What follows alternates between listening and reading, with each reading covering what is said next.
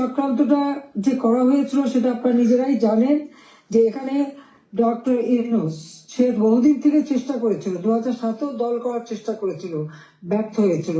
এরপর সে ষড়যন্ত্রে লিপ্ত হয় এবং সেটা সে নিজেই বলেছে। যখন জাতিসংঘে গিয়েছিল বিল ক্লিন্টন ফাউন্ডেশনের এক অনুষ্ঠানে, বিল ক্লিন্টনের সঙ্গে পরিচয় করার সময় সে বলেছিল যে 2024 জুলাই 7 তারিখ থেকে যে কোটা আন্দোলন শুরু হয়, এটা কোনো ছাত্র জনতার আন্দোলন ছিল না, এটা ছিল তার মেটিকুলাসলি ডিজাইন করা একটা পরিকল্পিতভাবে আন্দোলন, যার মাধ্যমে আমাকে ক্ষমতাচ্যুত করে এবং তার মাস্টার মাইন্ড দিয়ে সে পরিকল্পনা করে এটা করেছিল। কথাটা বাস্তব, কারণ কোনো কোটা ছিল না, সব দাবি মানা হয়ে গেছিল। কিন্তু দাবি মানার পরেও কেন আন্দোলন চলে, আর এই আন্দোলনের কোনো নেতা কিন্তু খুঁজে পাওয়া যায়নি। যেখানে যেটা গভীর চক্রান্ত সেটা বোঝাই যাচ্ছিল। ওই চক্রান্তটা সে মেটিকুলাসলি করেছিল। তার চক্রান্ত 1, 2, 3 অর্থাৎ ABC, এভাবেই ডি, এভাবেই তার পরিকল্পনা করা। প্রথমে আন্দোলন সে সফল করলো, এরপর সব জ্বালা পোড়াও।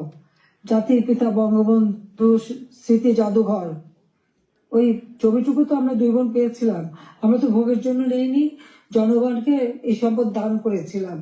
সেই বঙ্গবন্ধু ভবন, স্মৃতি জাদুঘর আগুন পোড়ায় একসাথে, ওই লাইনে 9টা বাড়ি পোড়ায়, 4টা মানুষ পড়ে মারা যায়।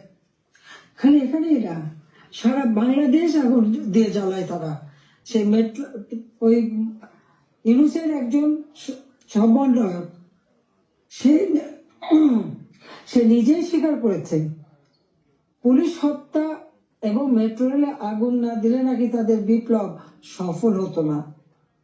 তো পুলিশ হত্যা এবং মেট্রো রেল আগুন দেওয়া, অর্থাৎ শুধু মেট্রো রেল না, যে কটা প্রতিষ্ঠানে আগুন দিয়েছে, বিটিভি থেকে শুরু করে আমাদের সেতু ভবন, সড়ক ভবন, দুর্যোগ মন্ত্রণালয় ভবন, সবই তাদের ওই পরিকল্পনার অংশ। এবং সেই সাথে বঙ্গবন্ধু ভবন থেকে শুরু করে আওয়ামী লীগের সকল নেতা কর্মীদের বাড়ি ঘর, ব্যবসা প্রতিষ্ঠান সব অগ্নি সংযোগ করে পুড়িয়ে দেওয়া হয়েছে। এমনকি নরসিংদীতে আপনারা দেখেছেন জেল ভেঙে দিয়ে সেখান থেকে সমস্ত কয়েদি, জঙ্গি, সন্ত্রাসী তাদেরকে ছেড়ে দেওয়া হয়েছে। শুধু তাই না, ইউনূস ক্ষমতা এসে যত জঙ্গি সন্ত্রাসী ছিল তাদেরকে তারা ছেড়ে দিয়েছে, মুক্ত করেছে। এমনকি 21 আগস্ট গ্রেনেড হামলা যারা আসামি তাদেরকে ছেড়ে দিয়েছে। হলি অটিজেনে যেখানে জঙ্গি হামলা হয়, আমরা সেই হামলা মোকাবেলা করে সেখানে কিছু মানুষ উদ্ধার করি, কিন্তু অনেক মানুষকে তারা হত্যা করে। সেই অপরাধী জঙ্গি সন্ত্রাসী যাদের বিচার হয়েছিল, সাজাপ্রাপ্ত, তাদেরকেও মুক্ত